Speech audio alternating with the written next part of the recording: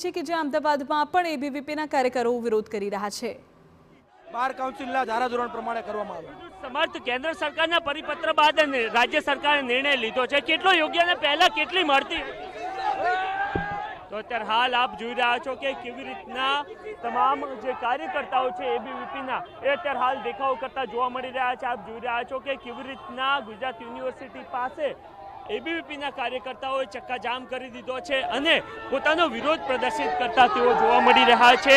સૌથી મહત્વની વાત એ છે કે કેન્દ્ર સરકાર દ્વારા એક પરિપત્ર કરવામાં આવ્યો હતો અને એ પરિપત્ર બાદ રાજ્ય સરકાર દ્વારા પણ એસટીના જે વિદ્યાર્થીઓ છે એમને જે સ્કોલરશિપ મળતી હોય છે એમાં કેટલાક પ્રકારનો કાપ મૂકવામાં આવ્યો છે અને એને જ લઈને આજે રાજ્યભરમાં એબીવીપીના કાર્યકર્તાઓ દ્વારા દેખાવ કરવામાં આવે છે અને એમાં પણ ગુજરાત યુનિવર્સિટી પાસે એમના દ્વારા રસ્તા રોકીને વિરોધ પ્રદર્શિત કરવામાં આવ્યો છે।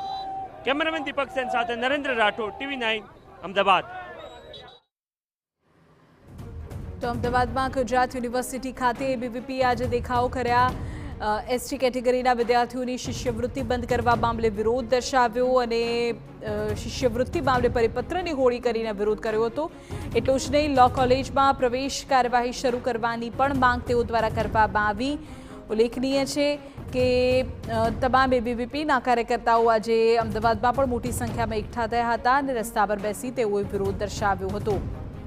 તો આજે ગુજરાતભરમાંથી એબીવીપીના દેખાવોના દ્રશ્યો સામે આવી રહ્યા છે।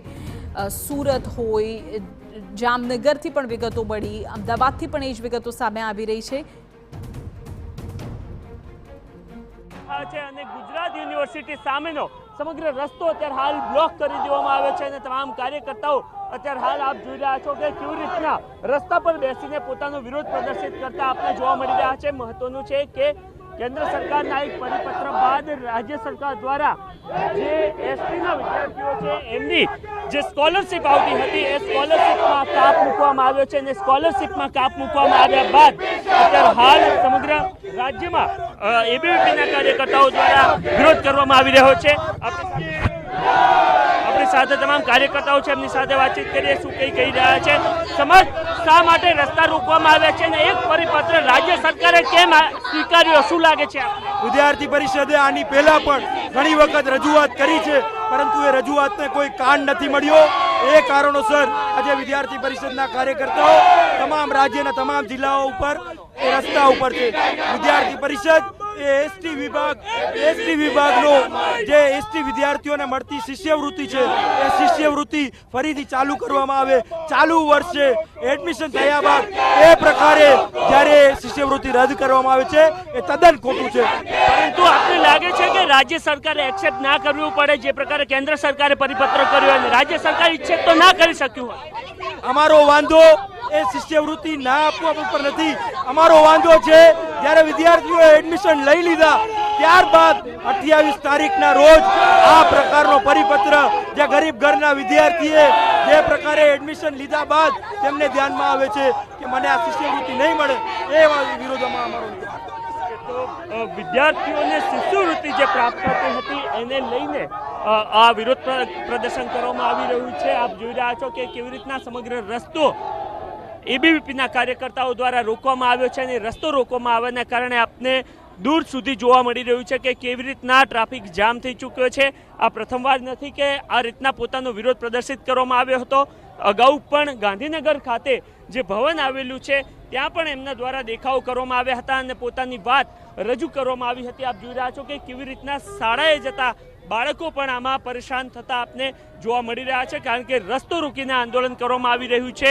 આજે સમગ્ર રાજ્યમાં એબીવીપીના કાર્યકર્તાઓ પ્રકારનો દેખાવ કરી રહ્યા છે। આ સિવાય થોડી વાર પહેલા એમના દ્વારા જે પરિપત્ર રાજ્ય સરકાર દ્વારા કરવામાં આવ્યો હતો એ પરિપત્રની પણ હોળી કરવામાં આવી હતી અને એ હોળી કરીને પણ પોતાનો વિરોધ કરવામાં આવ્યો હતો। આપ જોઈ રહ્યા છો કે કેવી રીતના પોલીસ દ્વારા પણ તમામ કાર્યકર્તાઓની હાલ અટકાયત કરવામાં આવી રહી છે, કારણ કે એમના દ્વારા રસ્તો રોકીને પોતાનું આંદોલન અત્યારે હાલ કરવામાં આવી રહ્યું છે। એક બાદ એક તમામ કાર્યકર્તાઓની અટકાયત પણ પોલીસ દ્વારા કરવામાં આવી રહી છે। ના માત્ર એક એસટીના વિદ્યાર્થીઓનો મુદ્દો, પરંતુ એ સિવાય લો કોલેજમાં એડમિશન ના થતું હોવાનું અને એ સહિતના તમામ જે શિક્ષણના મહત્વના મુદ્દાઓ છે એને લઈને એબીવીપીના તમામ કાર્યકર્તાઓ દ્વારા હાલ વિરોધ પ્રદર્શન કરવામાં આવી રહ્યું છે। સૌથી મહત્વની વાત એ છે કે રાજ્યના જે ચાહે એ અંબાજી હોય કે અંબાજીથી લઈને ઉમરગામ સુધીનો જે સમગ્ર પટ્ટો છે અને એના હજારો જે વિદ્યાર્થીઓ છે કે જે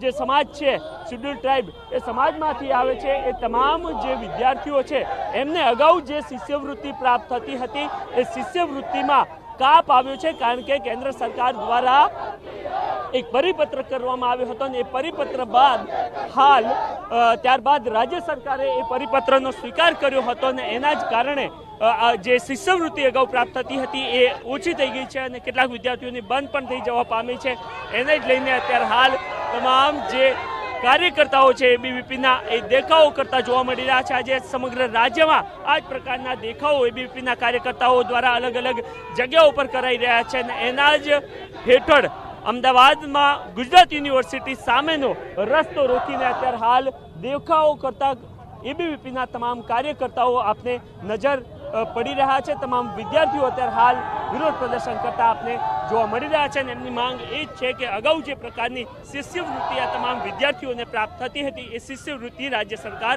જારી રાખે. જી તો અમદાવાદમાં પણ ગુજરાત યુનિવર્સિટીની બહાર વિદ્યાર્થીઓ રસ્તા પર ઉતરી આવ્યા અને જેના કારણે ટ્રાફિકના દ્રશ્યો પણ સર્જાયા.